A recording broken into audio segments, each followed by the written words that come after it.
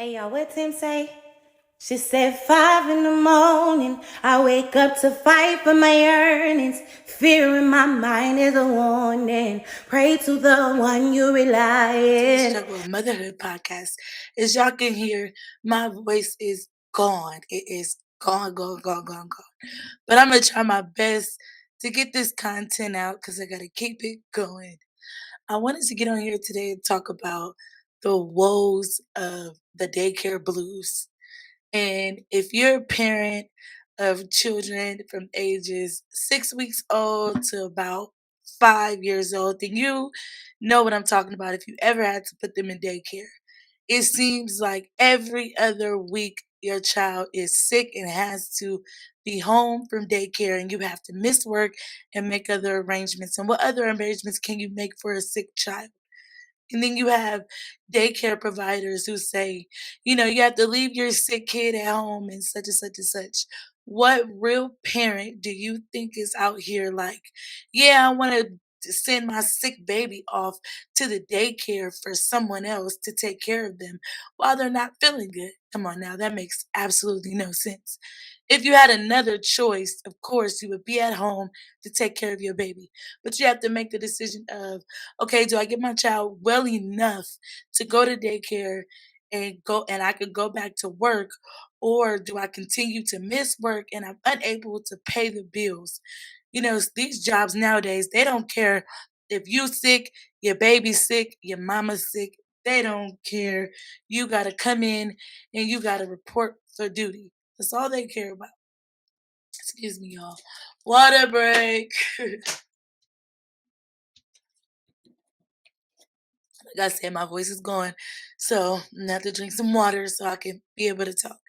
But yeah, like what parent really wants to leave their children, with a stranger or with anyone while they're sick? If some situations it's a single parent household, whether it's a mother or a father, and they just don't have that support. And the daycare are they're their co-parents. So it's like you got to go to your daddy house or your other mama house, whatever the case may be. You know what I'm saying? So it's like, what do you do when you are the sole breadwinner of your house? You're the one who pays the bills, even if you're not the only person who makes the bills. Even if it's the two-parent household, those two incomes got to come together in order for the bills to work. And if only one person is able to go to work and the other person isn't able to go to work because the child is sick, it may put your whole family in a compromising position for the month or for months to come because you guys are now behind. You know what I'm saying? So it's just really hard to deal with. And I worked in a daycare, so I love going back and forth with the daycare providers of today because I worked in a daycare, specifically in the infant room. So I dealt with boogers. Oh my god, I dealt with it. I dealt with it all. And I'm gonna tell you like this: it is not solely the parents of the children. It is also the protocols of the daycare. I'm gonna be real with you. It's not like the daycare sits these toys in bleach and let them sit in bleach in a tub of bleach and water overnight and really sanitize. Majority of the daycares have a spray bottle that has half and half of bleach and water, and they are to spray the toys down and wipe them down. Other daycares have Lysol and bleach Clorox wipes, and they are to wipe the toys down. Some daycares only have Lysol spray, and they are to Lysol spray the toys and the doors and everything down. That not just the children touch, but just anybody could touch, just the whole room, bathroom area, and everything like that. The entrance and the exits all have to be sanitized. But let's be real, that is not enough cleaning. You know what I'm saying? Sickness sticks to the walls. So at the end of the day, it's like the daycare needs to be wiped down. Like you would do your house with a bucket full of bleach water and maybe some Dawn soap and hit them walls and bleach the carpets because you got kids. They be digging in their nose. They touching all on the floor. They the playpens that the kids sleep in at the daycares. You know what I'm saying? You got to really soak that stuff in bleach. I mean, me as a mother, just cleaning up my own kids' toys, like I feel my bleach up, my bleach up. I fill my bathtub up with water and I put two capfuls of bleach in there and I put some Dawn soap all over the toys. Let them sit in that for maybe like 20 minutes. Sometimes I let it sit in there overnight. I'm gonna be real with y'all. I just let them sit in there. And then I give them a whole shower. I turn the shower on and wipe them all down. Now the toys that require batteries, I just take the batteries out, take a towel with that bleach and that water mixture and make sure it's not damp. Like, just take the towel, wring it out real well to where you know, the products are on the towel, but the towel is not wet. You know what I'm saying? So that you don't mess up the electrical system within the toy. And just wipe that down real good, because I don't know about y'all kids, but I just know I've worked with kids for so many years and then I have three of my own. And I know kids be eating their food, playing with their toys. They didn't went and use the bathroom, ain't washed their hands and go play with their toys, touch the doorknob, and just a whole bunch of stuff that unfortunately we are not in control of. And you have the perfect mothers who would love to say, well, I always make sure my kids wash their hands and I always make sure this is that and third. Well, I mean, I don't know about y'all, but I don't sit and stare at my kid 24/7. Yes, my kids are home with me all the time. My 4-year-old has been out of daycare for the past 3 weeks because every week that he's been back, he's come home with the daycare blues. Like he'll be at home for a break. I think what was the break that they had for winter break? He was at home. My baby was fine. He was not sick. He even went around other kids. They had pink eye. They were sick. I mean, everything. They had fevers, like 102, 103. My babies were fine.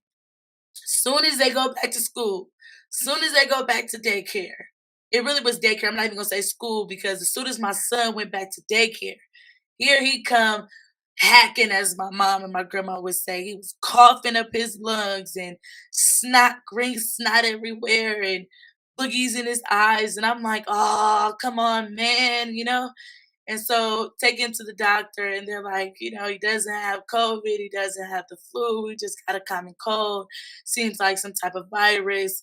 Give him this, give him that, he'll be fine. Okay, we do that, get a doctor's note. He goes back to daycare once he's fine.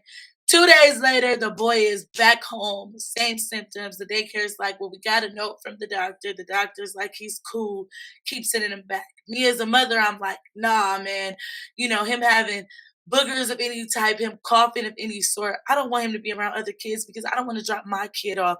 And when I come pick my kid up or when I'm dropping him off, the first thing I see is a snotty nose kid. Like, I don't want to see that. I know kids be having snotty nose, but that's not what you want to see when you're dropping your child off, for daycare or for school. You don't want to see no snotty nose kids because the first thing you think of is, Lord, my child gonna come home sick. So of course, like I don't want to send my kid. I don't want to be the parent that's talked about. I don't want my child to be the kid that's talked about. Like they mama done brought them to daycare and they up in here coughing and snotting and getting everybody else kids sick. I don't want to be that one. So I always keep mine home.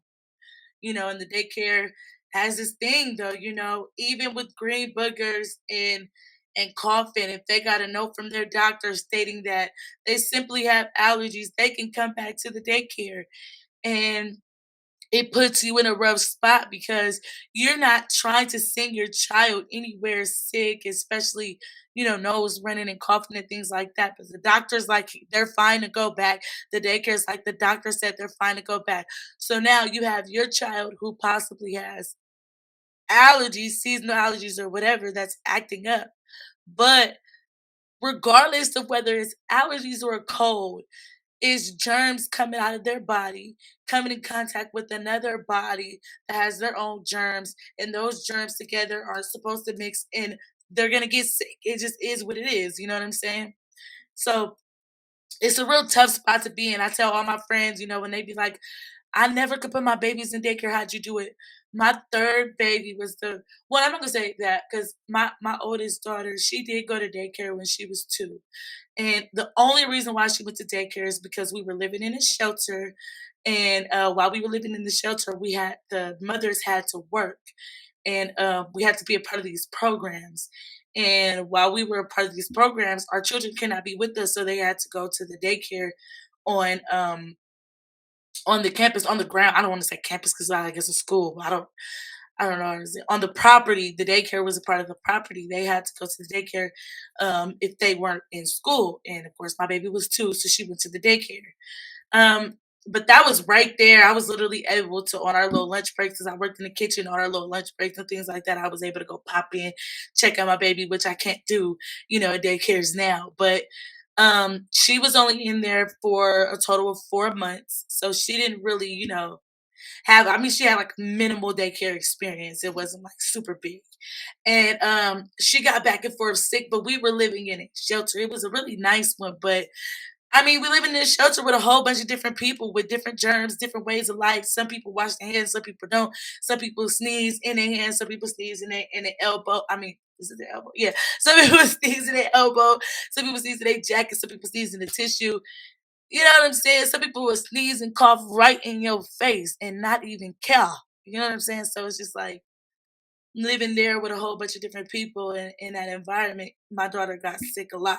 And plus, my daughter is immune compromised. She was born early and she was born with fluid on her lungs. So she is very immune compromised when it comes to things in the respiratory area. So if there's any respiratory virus going around, my oldest daughter, is susceptible to it.